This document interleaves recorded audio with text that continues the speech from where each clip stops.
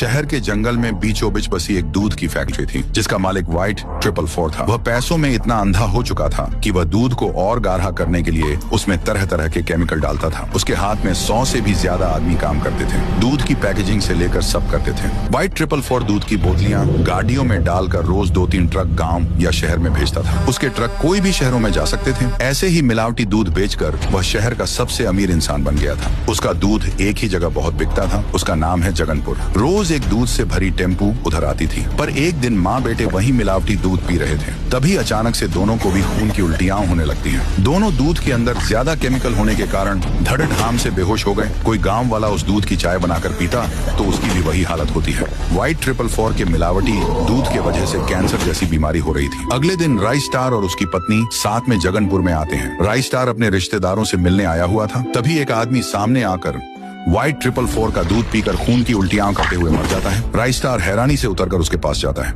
Rice star दंग हो जाता है कि इसे क्या हुआ। राइस स्टार कुछ सोच पाता उससे पहले एक चाचा जी भागते हुए राइस स्टार के पास आते हैं और राइस स्टार को रोते हुए कहने लगते हैं, अरे राइस स्टार तुम आ गए, अब तुम यहाँ से चले जाओ। पता नहीं गाँव में क्या हो रहा है, सब बीमार हो रहे हैं। कोई इंसान खून की उल्टियां कर कर मर रहा है। मुझे तो लगता है कि व्हाइट 444 की कंपनी का दूध पीकर मर रहे हैं। यह सुनकर राइस स्टार अपने पत्नी को जरा गाड़ी से उतर जाओ कहता है और वापस गाड़ी पर बैठकर व्हाइट 444 के फैक्ट्री की ओर जाने लगता है। राइस स्टार फैक्ट्री में घुसता है, रस्सी की मदद से व्हाइट 444 के फैक्ट्री के ऊपर चढ़ जाता है। राइस स्टार और आगे अंदर झांक के देखता है तो व्हाइट 444 उसमें केमिकल, हार्पिक और डिटर्जेंट मिला रहा था। ये करतूत देखकर राइस स्टार के रोंगटे खड़े हो गए। राइस स्टार ने ठान लिया, अब व्हाइट 444 का पर्दाफाश करके रहूंगा। ये इंसान नहीं बल्कि दानव है। उसके बाद राइस स्टार गांव में पहुंचकर सभी गांव वालों को बताता है, आप कृपया व्हाइट 444 का दूध ना पिएं। वह दूध नहीं बल्कि जहर है। जहर, उसके अंदर खतरनाक केमिकल, कपड़े धोने वाला डिटर्जेंट और पाम ऑयल जैसी चीजें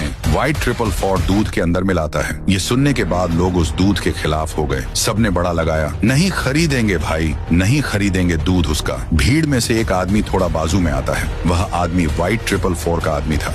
उसने व्हाइट 444 को कहा, भाऊ अपने मिलावट के बारे में जगनपुर वासियों को पता चल गया है। ये काम किसी राइस स्टार नाम के आदमी का है। ये पता चलते ही व्हाइट 444 दो खतरनाक गुंडे रात के वक्त राइस स्टार के घर भिजवाता है। वे गुंडे राइस स्टार के ऊपर बेहोशी वाली दवा छिड़ककर राइस स्टार और उसकी पत्नी को अगवाकर व्हाइट 444 के पास ले आते हैं। व्हाइट 444 राइस स्टार के सामने पत्नी के हाथ काटकर बेरहमी से हत्या कर देता है और हंसते हुए कहता है, खोल और पोल मेरी ज्यादा ही शरीफ लौंडा बन रहा था। तभी अचानक से पत्नी के अंदर से उसकी आत्मा निकलती है। व्हाइट 444 को एक मुक्की मारकर उसके चिथड़े उड़ा देती है। ऐसा ही करके वे गुस्से से उसके आदमियों के भी चिथड़े उड़ा देती है।